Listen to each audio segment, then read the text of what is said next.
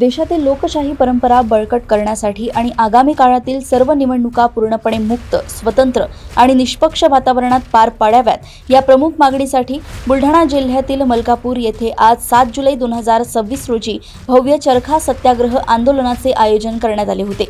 राष्ट्रपिता महात्मा गांधी यांच्या स्वदेशी आणि सत्याग्रहाच्या विचारांना अभिवादन करत नागरिकांनी आणि सामाजिक कार्यकर्त्यांनी एकत्र येत शांततापूर्ण मार्गाने चरखा चालवून प्रशासनाचे लक्ष वेधले। निवडणूक आयोगाच्या स्वायत्ततेवर प्रश्नचिन्ह उपस्थित करत निवडणूक प्रक्रियेत पूर्ण पारदर्शकता, भयमुक्त वातावरण आणि लोकशाहीची मूल्ये अबाधित राखण्याची मागणी आंदोलकांनी केली आहे। या कार्यक्रमात राजीव गांधी पंचायत राज समितीचे समन्वयक अविनाश उमरकर, माजी पंचायत समिती सभापती ज्योती अजय तायडे, राजू पाटील, प्राची कोलते, पूर्वा उमरकर आणि नांदेडच्या संगम समितीचे श्रीनिवास प्रामुख्याने उपस्थित होते। तसेच अरविंद कोलते, रशीद खान जमादार, अनिल गांधी यांच्यासह मलकापूर आणि परिसरातील मोठ्या संख्येने नागरिक, तरुण व विविध क्षेत्रांतील मान्यवरांनी सहभाग नोंदवून लोकशाही वाचवूया, मताचा अधिकार जपूया अशा घोषणांनी परिसर दणाणून सोडला।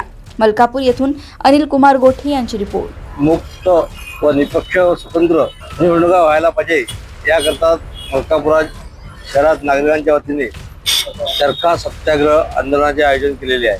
सध्या आपण पाहता देशाचे वातावरण कुठे चाललंय। निवडणूक आयोग व केंद्र सरकार यांची मनमानी हुकुमशाही पद्धतीने कारभार करत आहे। त्यांच्या या हुकुमशाहीला कुठेतरी आळा बसावा यासाठी आम्ही महात्मा गांधी यांची परंपरा टिकवण्यासाठी, लोकशाही टिकवण्यासाठी येथे मलकापूर शहरात चरखा सत्याग्रह आंदोलन करीत आहोत। या आंदोलन करण्याचा उद्देश हा एकच आहे की देशात लोकशाही मार्गाने हा देश चालावा व निवडणूक आयोग आणि स्वतंत्र कारभार करावा, कोणाच्या दबावाखाली त्यांनी येऊ नये याकरता आम्ही चरखा सत्याग्रहाचे आंदोलन केलेले आहे।